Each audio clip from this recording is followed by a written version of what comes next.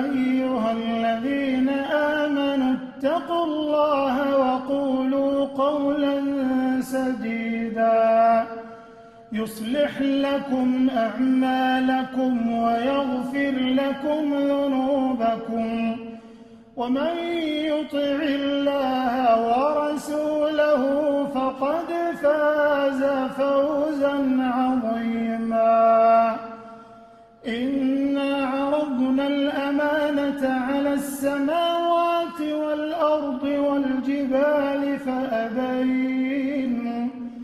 فأبين أن يحملنها وأشفقن منها وحملها الإنسان إنه كان ظلوما جهولا ليعذب الله المنافقين والمنافقات والمشركين والمشركات ويتوب الله على المؤمنين والمؤمنات وكان الله غفورا رحيما. أعوذ بالله من الشيطان الرجيم. بسم الله الرحمن الرحيم. Alhamdulillah, Alhamdulillah, Alhamdulillah, Rabbil Alameen. Thank Allah for sparing our lives and giving us another opportunity to witness another exciting episode of our favorite program, Oh You Who Believe, program of MANUK Kent Road Mosque. Today we have exciting topic to talk about, just as we always do. But before we go to the details, I'd like to give you a few announcements. My name is Stefalilat Alabi, and I am delighted to have you on today. Right, we want to thank you for your donation so far. And please, we want to still remind you that those of you that have pledged, that you should please try to redeem your pledges. Pray that Allah will continue to increase you and provide for all of us to be able to fulfill our promises. Please invite family and friends, share this, and join us on all the social media platforms. We are live on all the social media platforms, so you can join us and you can spread the news, enjoy this episode with your family and friends. Also, we have the new call arsenal that we are trying to, raise the fund for the rebuild of Old Kent Road Mosque. It's called the 25,000 call arsenal. You can do it alone if you are that rich. Allah has blessed you that much, and you can do it collectively. You can bring 2 or 3 people together just to give Allah your loan, do business with Allah, and see how you get the multiple rewards. Also, if you are interested in this, please contact either the Professor Badiri, or Sister Bilkis Savage, who is the chairperson of the fundraising committee, and the president, Idris Eletu, or Imam Tajuddin Salami. Please contact them if you are interested in doing this. We also have the gift aid. Please remember to sign the form so that we can, get more of your donation, get more from your donation, so that every donation you make, we get more for it. It's like it's double. And before I go too further, I would like to call on our brother. I see he's itching. He's eagerly waiting to be called to start us with the recitation from the Holy Quran. Assalamu alaikum, Ismail Akinyemi. How are you? Wa alaikum salam. Today I'm going to read Surah Al-Mursalat. أعوذ بالله من الشيطان الرجيم. بسم الله الرحمن الرحيم. والمرسلات عرفا فالآسفات أسفا والناشرات نشرا فالفارقات فرقا فالملكيات ذكرا عذرا أو نذرا إنما توعدون لواقع فإذا النجوم طمست وإذا السماء فرجت وإذا الجبال نصفت وإذا الرسل أقتت لأي يوم أجلت ليوم الفصل وما أدراك ما يوم الفصل ويل يومئذ للمكذبين ألم نهلك الأولين ثم نتبعهم الآخرين كذلك نفعل بالمجرمين ويل يومئذ للمكذبين ألم نخلقكم من ماء مهين فجعلناه في قرار مكين إلى قدر معلوم فقدرناها فنعم القادرون ويل يومئذ للمكذبين ألم نجعل الأرض كفاتا أحياء وأمواتا وجعلنا فيها رواسي شامخات وأسقيناهم ماء فراتا ويل يومئذ للمكذبين انطلقوا إلى ما كنتم به تكذبون انطلقوا إلى ما ظل به فلا شراب لا ظليل ولا يغني من اللهب إنها ترمي بشر كالقصر كأنهم جمالة صفر ويل يومئذ للمكذبين صدق الله العظيم. Wow. Jazakumullah khairan, Ismail. May Allah bless you and accept it as act of ibadah. Thank you very much for this beautiful recitation. Yeah. Now I'd like to hand over to our father, our able moderator, Professor Mashood Adibayo Badiri. Bismillah, sir. Bismillahir Rahmanir Rahim. Alhamdulillahi Rabbil Alameen. Wassalatu wassalamu ala Rasulil Kareem. Thank you so much, Alaja Fadila Alabi, for starting us off. May Allah reward you. And also Ismail for that beautiful recitation. May Allah bless you and your parents. Today is another day on O You Who Believe, Alhamdulillah. And we have two important guests who will be speaking to us today on issues of health, issues of public health. We've had them on this program before to advise us on issues of public health. And health is really, really important. You know, from an Islamic point of view, say, khairu ma utiya al-afiyah. One of the best things that Allah can give us is good health. So we need to protect it and take precautions. So today we'll be talking about flu and COVID-19 vaccines in relation to how we protect ourselves and others from flu and COVID-19. And we know we are getting into the season of flu now. Many of us have been receiving invitations, for vaccines to come forward for vaccines. To help us with enlightenment on this public health matter, we have our guest Marek Zrugzek Sterenbeck, who is a public health professional in Sodok area here. He has been working on infectious diseases and vaccination since 2020 across a range of organizations. His current role in Sodok is focused on reducing inequalities in access to vaccinations. He also leads on projects relating to refugee and asylum seeker health and the cost of living crisis. So, Marek, we thank you so much, for your time again tonight. As we did say, we treasure your advice in the area of public health because, it's something that concerns every one of us as members of the public.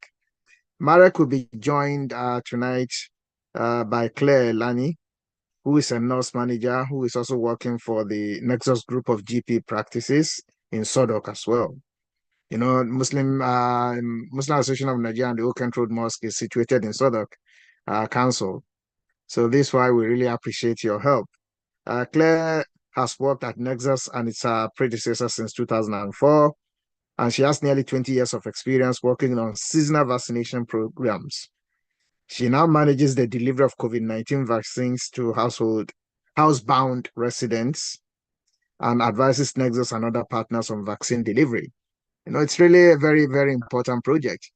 We have within our community, we have people who are housebound, who also need also to get access to vaccinations. So both Marek and Claire, we thank you so much, for your time.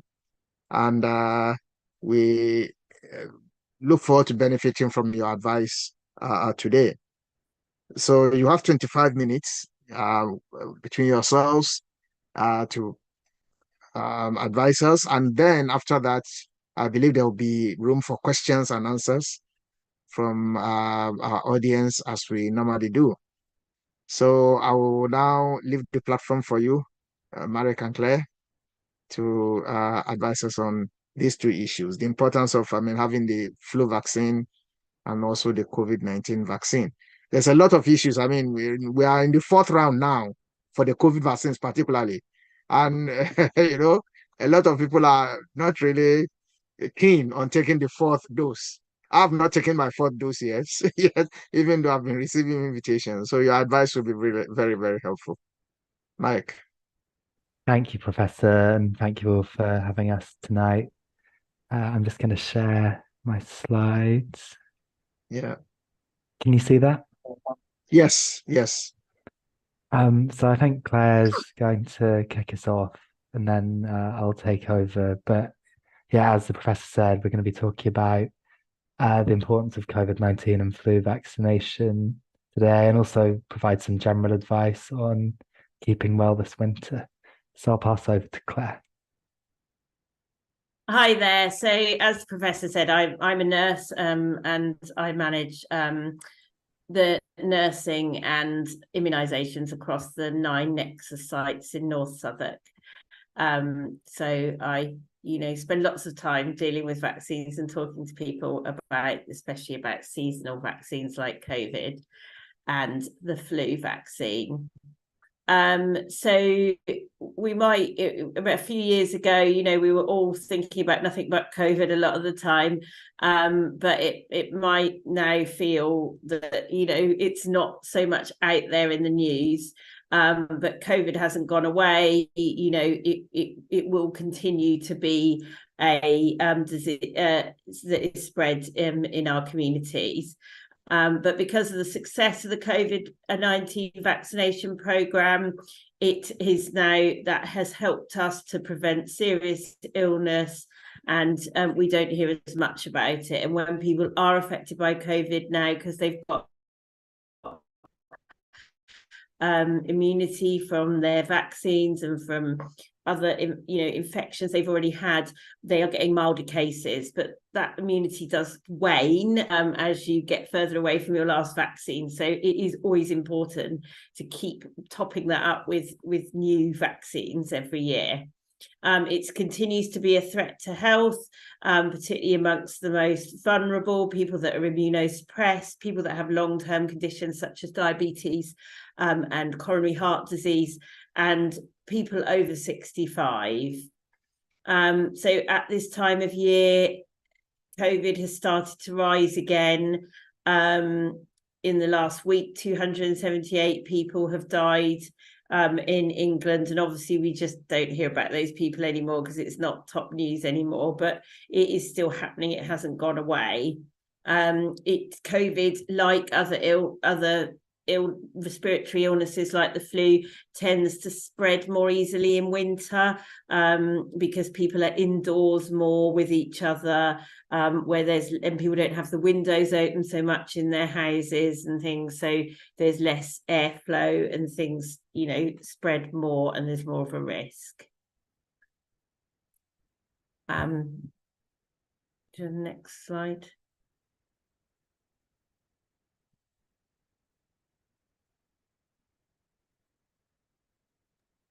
Sorry, so the next slide. It's moved on for me, is it not for you? Sorry.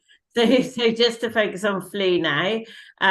So flu is dangerous. Often people think they've got the flu if someone's just got a bit of a sneeze or something, but flu is not just a cold, it is a serious illness that can be very infectious and serious for those. Again, people over 65, young children can be very affected by the flu, and people with long-term health conditions. So in last winter, the information we have suggests that more people in England died from the flu last year than they did from COVID. And, throughout history, that has been a thing that people often don't think about, people dying from flu, but people do. And, often that's the infection that leads to people getting things like pneumonia, and therefore becoming really seriously unwell in hospital. In Australia's flu season this year, it at 69, up to 69% of those hospitalized with flu were under the age of 16. So that shows how it can affect young people seriously. And because Australia is in a different hemisphere from us, and they have their winter kind of first, so to speak, what the different types of flu that they get and how their flu season pans out is often what's used to predict what it's going to be like here in Britain. And often the strains of the flu that are put in the flu vaccine are predicted from the ones that are spreading around the southern hemisphere. In the UK last December, rates of hospitalisation for the flu were highest in the under fives. And that's often, people don't think about young people having it. And it is often that age group that are the kind of super spreaders of flu as well, because they're often wiping their noses and getting very close to people, and therefore spreading flu around to older people or people with more health conditions. Okay. So vaccination is the safest way to prevent yourself from catching flu or COVID. And also, if you do catch it when you've been vaccinated, it helps to prevent you from getting seriously ill. So the COVID vaccine is highly effective at preventing severe disease and infection, even in people who are have got a lot of health conditions. Billions of people across the world have taken the COVID-19 vaccine, both in trials and, when we had this massive campaign across the whole world to vaccinate everybody. And that has shown how safe and effective it is. Flu vaccines have been used for many, many decades and are safe and effective. And it's also really important that you think about, continuing to do things like wash your hands and not be around people if you are sneezing a lot or coughing a lot. But vaccination that's not usually not enough, really, because we can't all stop ourselves kind of breathing in respiratory infections. So vaccination is the safest way to make sure that people don't get extremely ill from these things.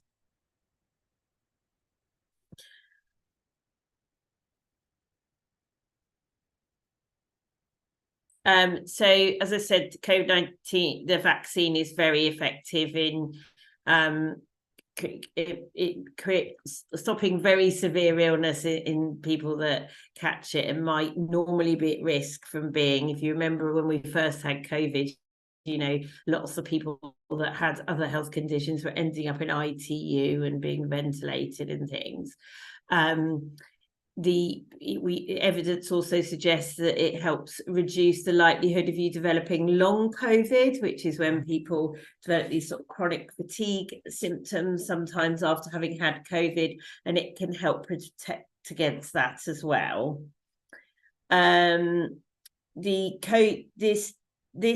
The COVID vaccines that we're using in the NHS at the moment, they don't contain ethanol, alcohol, and they don't have any products in them that are of human or animal origin. So it's, the general worldwide scientific evidence points towards it being the safest way of protecting yourself and your families and, the wider community. Thanks, Claire. I'm going to deliver the next few slides. So this is some guidance on flu vaccination that's come from the British Islamic Medical Association. I think it has some useful points about why flu vaccination is important. So the first is around protecting yourself from the possible severe complications that can be caused by flu, because as Claire said, flu isn't just a sort of cough, cold that can be very serious.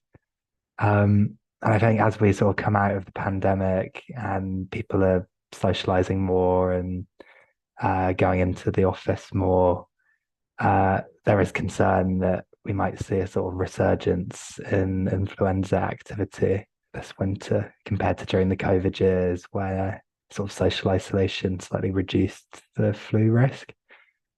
Being vaccinated is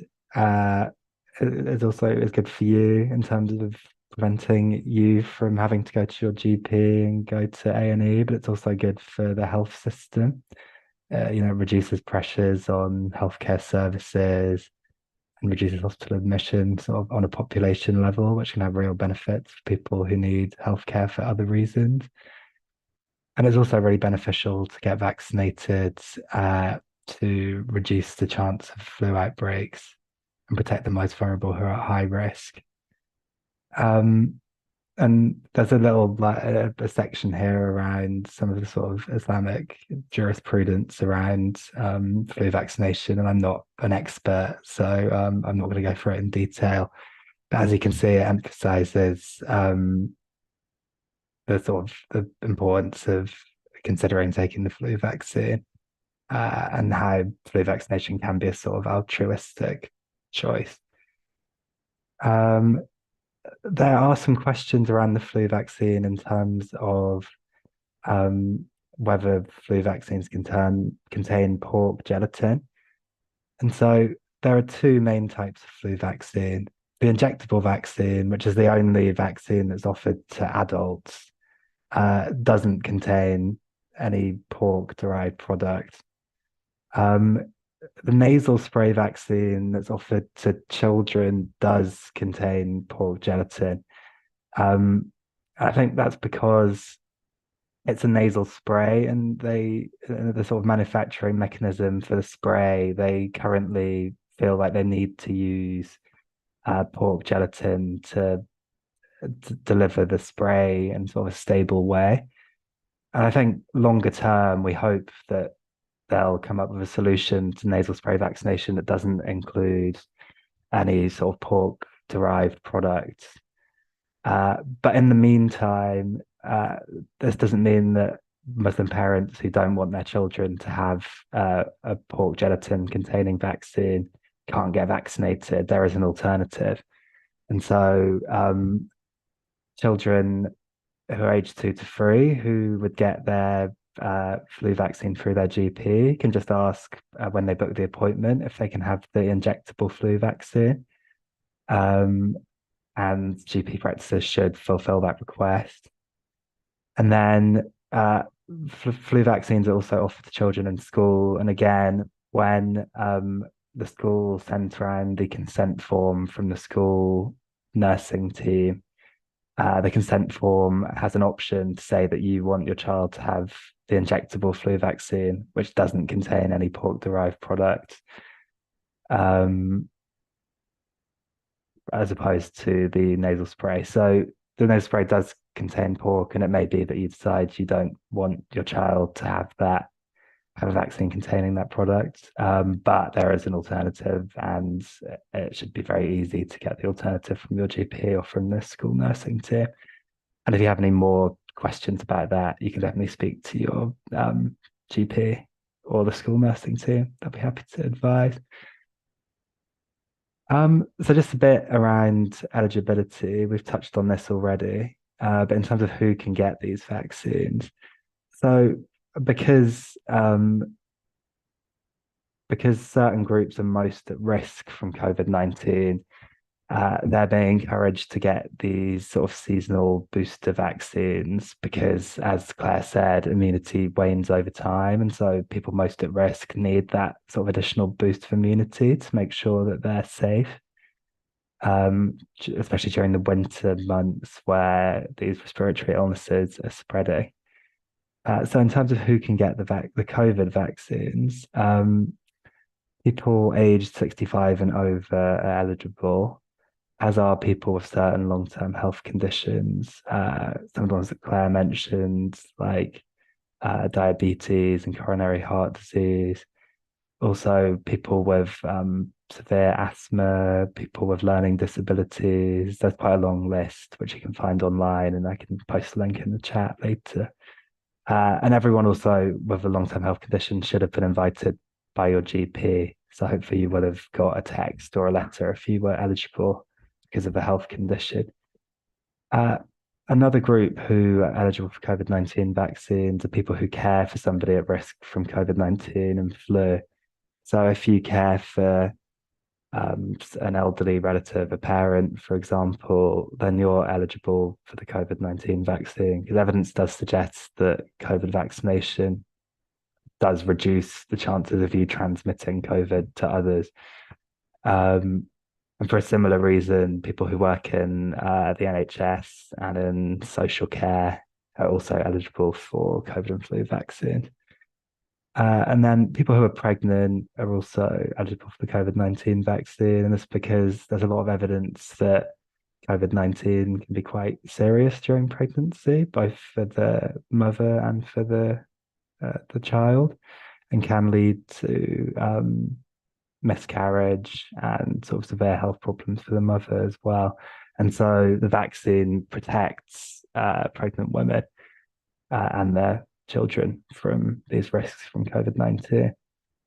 And then the flu vaccine is all of the above, but also children for the reasons that Claire mentioned earlier.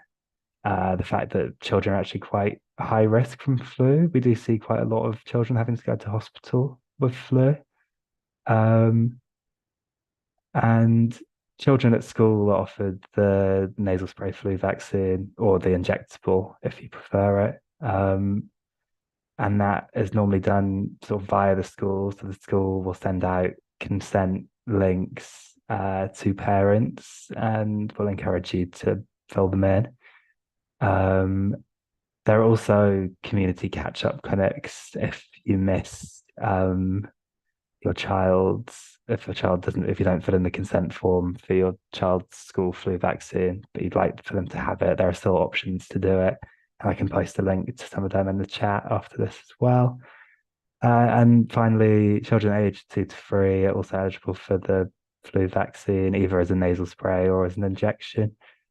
And that's delivered via your GP. So you just have to make an appointment at the GP for that vaccine. And again, that's very important because, as Claire said, children under 5 in particular are particularly at high risk from flu, and are quite likely to be hospitalized. So in terms of how to get it, I've sort of covered a lot of this already, but most eligible people will have received an invite from their GP, as the professor has, which will include a booking link. If you think you are eligible but you've not received an invite, and this could happen if you've changed GPs recently, for example, or your GP has an old phone number for you, you can also book online or call 119 to book the COVID and flu vaccine.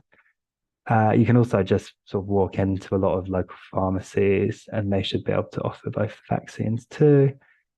As I mentioned, there's a consent form for the flu vaccine in schools, and there are catch-up clinics if you missed them. So obviously, a lot of people on this call may not be eligible for vaccinations anymore because they don't have a long-term health condition and they're not aged over 65. But as Claire mentioned, there are some other things you can do to stay safe and keep others safe when you can't get vaccinated, although vaccination is the most effective way of preventing sort of severe illness from COVID or flu. So as Claire mentioned, good hygiene is important. Sort of hand hygiene, respiratory hygiene are very important. It's also important to avoid contact with others if you have a high temperature, especially those who may be vulnerable due to age or illness. And there's also advice that children should stay off school if they have a high temperature, because I think there's some evidence that people are often at their most contagious with respiratory illnesses if they have a high temperature. And finally, sort of COVID-19 testing is no longer required. You can buy tests privately at places like Boots. And if you do a test and you are positive, the advice is you should try and stay at home for 5 days following the positive result. But there's obviously no sort of compulsion to test or to stay at home. It's up to you. So we'll do the Q&A about vaccination in a few minutes. That's why I've flagged this here, that we might not be able to answer sort of very specific questions about vaccination for yourself or your child due to medical history, for example. But there are lots of people you can talk to about vaccination. As a first port of call, you can pop in and talk to your pharmacist. So a lot of pharmacists are experts on COVID-19 and flu vaccination, and so I should be able to give you advice. And if the pharmacist can't answer your question, they'll encourage you to speak to your GP or your hospital specialist. And it's definitely worth sort of encouraging friends and family to have that conversation with pharmacists and other health professionals as well, because a lot of people have concerns about these vaccinations that could probably be addressed by a sort of a one-on-one conversation with a professional, but they're not always aware that that opportunity is available. So I think it's definitely worth doing. And so in terms of the key messages around vaccination is the safest way to protect yourself this winter. I've also got a quote here from Dr. Salman Wakar, who's the GP and president of the British Islamic Medical Association. And he strongly encourages eligible Muslim children and vulnerable adults and people over the age of 65 not to delay and to get vaccinated for free against COVID and flu. He mentions that vaccination can be life-saving and reduces hospital admissions and the chance of community outbreaks, which is also important as we go into winter. Before I pause and we open up for the Q&A, I just wanted to mention a few other sort of things you can do this winter in terms of looking after yourself and others. So in terms of keeping safe during cold weather, we do unfortunately see a lot of sort of illness that's directly related to cold weather. And there are a few things you can do to sort of keep yourself safe when it gets cold. The first is to try and heat rooms you spend the most time in to 18 degrees if you can. We know that's not always possible, especially during the cost of living crisis, but it's good for especially people who are older or who have long-term health conditions to try and do that. You can also keep warm by sort of wearing multiple thin layers of clothing, moving around regularly and eating hot food to warm yourself up. People who are sort of older or who are like me and a bit clumsy should wear shoes with good grip to avoid slips and falls. And I think it's also really important this winter, with the pressures of the cost of living crisis and everything that's going on in the world, to keep in touch with friends, family, and neighbours and ask for help if you need it, because people can feel isolated. We also have these warm spaces, which I'm not sure if you've heard of before, but they're places like libraries, community centres, where the council is funding food and other activities for people if they want to spend time somewhere warm with neighbours and community members. So that could be worth taking advantage of. And then there's a range of support available from the council this winter in general. So this is beyond vaccines, but looking at sort of keeping yourself and your families well. It's really important to make sure that you're getting all of the cost of living support you're entitled to. So there's a great website that has a list of all the support available in Southwark. And people aged over 60 are also able to call Aging Well Southwark, which have a phone line, which has support around the cost of living and other types of support. And then there's also free energy saving advice and support available, which can really help you cut down energy bills, which obviously are a big issue for a lot of us at the moment. And they can even sort of help you apply for money to improve the insulation of your home, which is really useful. And finally, just a sort of general reminder this winter that if you're unwell or feeling down, it's important to seek help. And, this could be from friends and the community, but it could also be if you're worried about yourself or someone else, it could be worth calling 111, speaking to a pharmacist or your GP, and then obviously in an emergency, calling 999. So I'm going to stop there. I hope that whistle-stop tour around vaccination and keeping well in cold weather was helpful. And now I'll pause for questions. Thank you. Yeah, thank you so much, Marek and Claire, for those very, very valuable words of advice in relation to vaccination. And also, I mean, this Muslim community, the little bit of, advice also from the Muslim medical association is also really very helpful. There are a lot of questions, I believe. I have questions which I want to ask. But before we come to question and answers, let's have a brief interlude. So control room, brief interlude before we come back for the questions, please. Just under 60 seconds, I'm going to tell you why investing in this opportunity will change your life. Are you ready? Start the clock. Over 20 years ago, a group of believers acquired a derelict pub slap bang in the centre of the old Kent Road. As we've grown, so has our need for space. And we are embarking upon the journey of a lifetime to extend the good work of this masjid. And we need you to join us on this journey. Let me remind you of Allah's promise. Whoever builds a mosque for the sake of Allah, Allah will build for him a house in paradise. And it doesn't stop there. The masjid that we build will continue to give you rewards for as long as it remains standing, perhaps decades after you pass away. Think about all the people who attend the mosque to pray 5 times a day, every single day of the year. The Jummah service that is attended by hundreds of people, hundreds of youngsters learning how to recite the Quran, and your fellow brothers and sisters breaking their fast in the month of Ramadan, right here in this masjid. Inshallah, you'll get a slice of the reward. All of these and more coming straight to your scale of good deeds. So what are you waiting for? Help us build this masjid. Sponsor a prayer space and get your friends, neighbours and loved ones to sponsor one too. Or even better, get together and sponsor a whole saf. And inshallah, watch how Allah elevates you in this life and the next.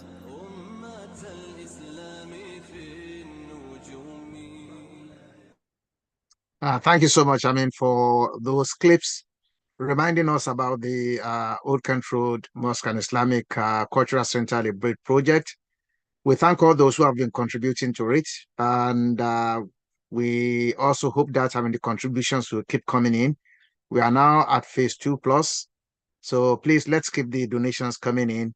We're talking about warm spaces.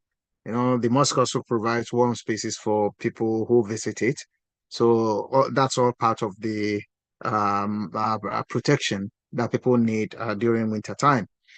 Now, let's come to questions now. I will start by, raising a few questions, about 2 or 3, before we start receiving from the audience. Now, the first question I want to ask is about, having multiple vaccinations. Maybe if you can talk about this a little bit. Now, I know that, especially around winter now, especially people who are over 65, you find out that, apart from COVID and flu, people are also invited to have the pneumonia, which is, pneumonia vaccination, which is one off. Sometimes people are concerned in the sense that, well, having these multiple vaccinations together, you have the flu one, you are invited to get the pneumonia, you are still invited. What is the implications of having these multiple vaccinations in a go. Now, does this have any impact on the body immunity itself? There are people who say that, well, it is better to let the body be able to fight these diseases by itself. So perhaps maybe if you want to answer those. Now, I've had somebody also speak. You see, sometimes the confidence of people having the vaccinations in hospitals sometimes give people confidence they want to go in and take it. But if I find out that I think the vaccinations have been moved into pharmacies now in many areas. Yeah, so I'll just answer that, then I'll answer the first bit. Exactly. Yeah. So with, I mean, historically, vaccinations have always really been given either in GP surgeries or in community clinics, not in hospitals. There are so you could always have a choice really of having it with your local GP, but there are some pharmacies that now provide that, but they're trained vaccinators, and pharmacists are qualified prescribers that are involved in that. I mean, that's really just added on as to make it more convenient for people. Often people want to pop into the local pharmacy on a Saturday or something and get their vaccine rather than with their GP, but you could always make that choice. I mean, during the sort of height of the pandemic, when we first started giving COVID vaccines, they were giving them at places like Guy's and St Thomas's, but that was just because loads of people were getting on board to give those vaccines because it was such a huge program to vaccinate the entire population like that. But normally vaccines aren't given in hospitals, and that's not really necessary, and there's not really the space to do that in hospitals, and no one really wants to go into a hospital unless they need to. In terms of having lots of vaccines at the same time, like when we vaccinate 8-week-old babies, we give them well, I'm just trying to get eight different vaccines really at the same time, and that's been done for generations, and that's like perfectly safe. You can't really overdose on vaccination, like it's something that's prompting your body to develop a immune response, and obviously they're given in small amounts that have all been tested as safe doses. It's not the same as taking too many tablets of one thing at the same time or something. As you say, the pneumonia vaccine is also recommended for people over 65, people with health conditions, and that's a one-off for most people. It's a once in a lifetime, and it's perfectly safe to have it with other vaccines. You also mentioned some people think it's best to let your body develop immunity. I mean, there's not really ways of your body developing immunity safely to serious illnesses without experiencing kind of that illness first, and obviously it's much safer to prevent yourself from catching sort of new strains of flu and things like that, rather than actually taking the risk of you getting that and then becoming seriously ill with it. So that's why seasonal vaccination programs like COVID and flu are particularly focused on the people that are most at risk from getting ill from it, very ill from it. I was just going to add to that, Claire, in terms of flu, the flu strains in circulation change every year. So the type of flu that you caught last winter might be very different to the type of flu that you could catch this winter. And so the seasonal vaccines adjust for that. And so the virus that they target is likely the one that will be circulating this winter. So you couldn't really build up immunity to the one that was circulating this winter by getting the flu last winter, if that makes sense. Yeah, and I think we talked a bit in the presentation about Australia and how they get the idea, the World Health Organization advises on what strains of flu might be prevalent in different parts of the world, and that information comes from the Southern Hemisphere, where they've already perhaps experienced some of those new strains of flu. Okay, thank you so much. I mean, that explains, the importance of this, and we really appreciate it. Now, control room, any questions? Yeah, please put your questions in the Q&A, or you can also raise your hands. I have this question from someone who said this happened in a different borough. I usually get invited to be vaccinated, but the other day I went to my pharmacy to get vaccinated and was told I would have to pay. And when I contacted my GP, I was told they do not have the vaccine in stock and that I'll be invited when available. And I am yet to take the vaccine now. What do you advise? Is that for COVID or flu or? No, the person has not indicated. So, I mean, all GP surgeries should have flu vaccines, unless they've very briefly run out and are going to get some from somewhere else. You don't have to. And then if not all GP surgeries actually have COVID on site, often COVID vaccines are given in a community clinic that's kind of serving the whole of the sort of that part of the borough. So if, for example, in North Southwark, sometimes the COVID vaccines are booked at Bermondsey Spa, which is like a hub for North Southwark. But all GP surgeries have access to book those appointments, so they should be able to do that for you. And I would certainly go back and ask your GP if you've had that response. In terms of pharmacies, if you are eligible under the NHS for getting a COVID or a flu vaccine, that is free in the pharmacy. So if you're over 65 or if you've got diabetes or any of the other conditions that make you eligible for that vaccine, it is free in the pharmacy. Pharmacies do charge people that are not eligible. So if you're fit and 30 or something, then you would have to pay usually only about 10 or 15 pounds for it in a pharmacy. But certainly with regards to that person, if they are eligible, I would definitely go back to your GP, because all GPs in the whole of the UK have to provide a flu vaccination program, really.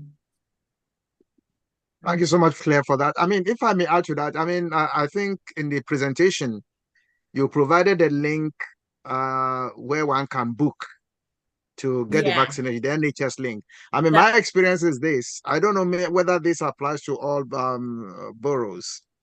In Croydon, for example, I mean, each time you want to book, you are not given an option of your GP. It's always pharmacies. It lists all the available places you have to go is pharmacies. So it's a little bit, I mean, I don't know why the GPs are not listed. You always have to go to pharmacies. So COVID vaccines are not necessarily available in the GP surgery, because the way that it's been rolled out, it has been something that people have signed up to more as a primary care network like North Southwark, and therefore the appointments and the vaccines are often given in a hub, like as I said, in Bermondsey for North Southwark. I mean, certainly where I work, we've tried to kind of make that easier for people by, when we've had Saturday flu clinics, we've got that hub to bring some vaccines over for COVID, so we can give them to people at the same time. But it may well be, Croydon or something, and often community pharmacies have like signed up to be part of the COVID vaccination program, and therefore it's them that's got the vaccines. I mean, that's just kind of all to do with the storage and everything of COVID vaccines. Some of them have to be stored slightly differently initially to other vaccines, and it's just been easier for them to be in a hub. Thank you. I mean, further questions, please? Yeah. Go on, Claire, sorry. Sorry, no, I was just going to say, hopefully most places are trying to make that easier by having different pharmacies in different parts of your borough, so that there's always somewhere local. Thank you. Yep. Yeah. Further questions? Says, people were advised to stay indoors at the break of the pandemic, But has it changed because you referred to the risk of staying indoors with family members during winter? So I think when we were all told to stay indoors in the lockdown, we were all supposed to be kind of indoors with just our own household to stop the virus spreading to other households and therefore around the community. I mean, I was just obviously now that is why, you know, we are all able to socialize again now. And that is because we've got vaccines. Really, initially, when we were having lockdowns, we had no answer to how we were going to deal with COVID. So the only way was to try and stop the spread until we could develop vaccines. But since we've had those vaccines and the risk of serious illness is reduced, people are able to socialize now. And often in the winter, obviously that does mean that you're socializing indoors because it's too cold outside. Thank you. Yeah, go on, Mark. Sorry, Go I was on, just going to Mark. add to that. I was just going to say, yeah, and it is safe to socialize indoors, especially if you've been vaccinated. And if you're worried about sort of spreading illnesses, if you're meeting up with somebody who's particularly vulnerable, you can always do things like open the window a little bit so there's some fresh air coming in, and that will help keep them safe. But it shouldn't be an issue for most people. Thank you so much. I mean, Marek, could you explain a little bit, because you mentioned that people who test positive to COVID should stay away from work for 5 days. Perhaps maybe if you explain so that people know the benefit of why 5 days. Why do you need to stay for 5 days before you go back to work? So this is just guidance. It's not, you don't have to stay at home. It's just suggested for sort of public health benefit. But there's evidence that people are most infectious with COVID in the sort of first 5 days of from when they have symptoms or when they take a test. And so that's why the advice is to sort of encourage people to stay at home if they can for that 5 days after you test positive. And as I mentioned, it's important in general to try and avoid other people, especially people who might be vulnerable. If you have a fever and feel generally unwell, it's worth staying at home if you can, because you just don't want to spread diseases around. Thank you. Any further questions, control room? Yes, I think this question is in two parts. The first, sorry, please. Are there side effects to the vaccine? Because some families and friends that I know have complained about developing other symptoms that they didn't have before taking the vaccine.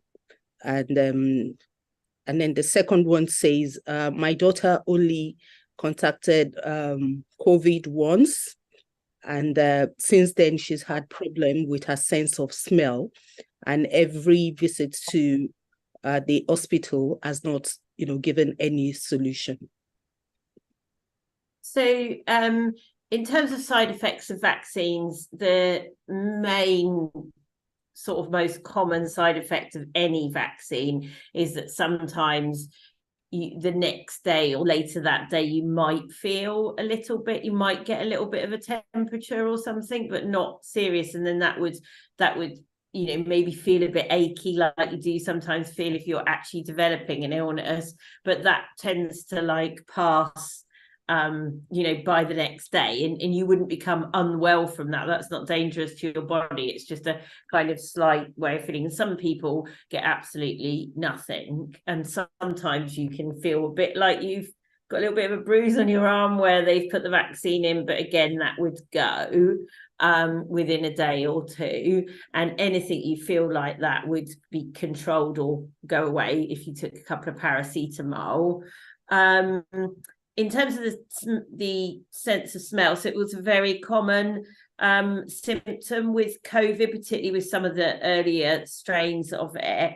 for people to lose their sense of smell or taste. And I've certainly heard of people that going on for quite a long time with people. I mean, that sort of is kind of tied up a bit with some of the symptoms people have of long COVID. I don't think there really is anything that they are able to do in terms of treatment for that. But I think with a lot of people, eventually it does return. But yeah, it's not kind of sort of harmful in any way, although apart from the fact that it's kind of quite unpleasant if you've lost smell or taste. Thank you. Further questions? That's all for now. Okay, I mean, let me ask this. Now we have 4 doses now of COVID vaccination. Now, I mean, is it presumed that then it's just going to be like the flu vaccine now, going to be taking it every year, or is it going to stop at a stage? So so some people have had about 7 doses. I think it depends on kind of who you are and what, because people that are over 75 the last couple of years have been offered the spring booster as well, so that's the second booster. So I don't think any of us know really how often it'll be offered. I do think we probably should think about it now in terms of similar to the flu vaccine, where it's something you're possibly always going to need before winter, but we don't really have that information because it's only really ever announced that there's going to be another COVID booster sort of in the couple of months beforehand, really. So we don't get to find out till kind of next summer, really, whether there's going to be one next autumn or not. And same with I don't really know whether there's going to be another spring booster for people or not.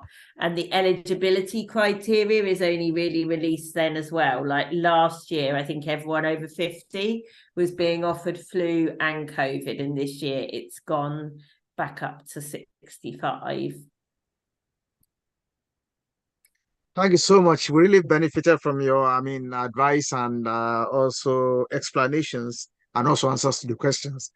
We thank you so much. We hope as is necessary, when we call upon you, you will be able to come again, to help us. Public health is very, very important.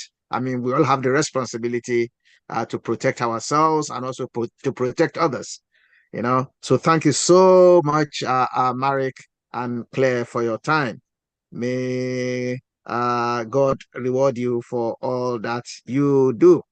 Now, to our audience, our O ye who believe, the verse from the Quran for you who believe is in relation to this. If you look at Quran chapter 4, verse 71, it says, O ye who believe, take precautions in every source. And in vaccinations about taking precautions. So we need to take precautions. Don't hesitate. You protect yourself and you protect others as well. So may Allah continue to protect every one of us. I will now hand over back to our Raja Fadila to sign us off for tonight. Jazakumullahu khairan jaza. Bismillah. Thank you so much to our speakers for this evening. We have really learned a lot and we enjoyed your talk. We hope, as Prof said, we hope that you answer our call again when we call on you to share your knowledge with us and our audience. So, and from me, I say Assalamu alaikum wa rahmatullahi wa barakatuh. Until we meet again next week. Bye for now. Wa alaikum assalam wa rahmatullahi wa barakatuh.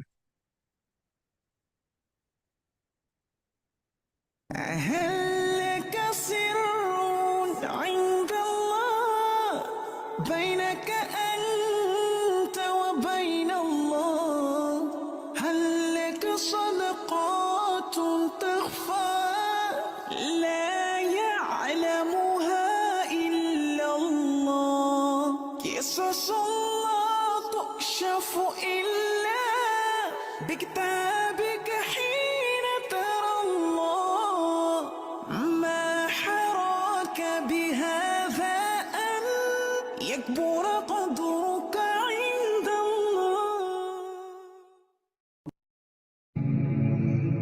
The mosque is the soul of the Muslim community. It is the hub of life-giving and spiritually fulfilling activities, feeding of people on the street, youth camp, empowerment of women, and care for the elderly. The timely and effective COVID-19 intervention on Oh You Who Believe, our online lecture series, is a masterpiece. The Visit My Mosque project breaks barriers. We take pride in the blend of our mosque users who cut across color, gender, age, and social differences. Academic, moral, and spiritual education is catered for at the Markaz. The 5 daily prayer, Jum'ah service, our healthy living, counseling, marriage, naming, and burial arrangements are top quality. The Old Kent Road Mosque and Islamic Cultural Center. Our faith in Allah and your great contributions can make the 6-story building a reality. Please donate and encourage others around you to donate towards the rebuilding of the House of Allah. May Allah bless you abundantly. Ameen.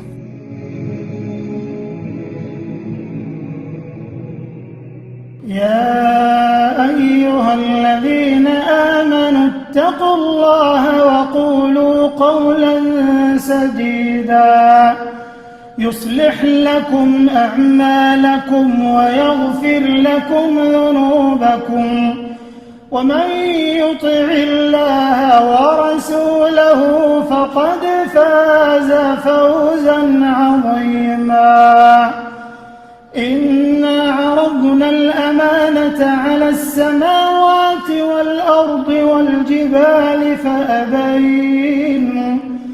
فأبين أن يحملنها وأشفقن منها وحملها الإنسان إنه كان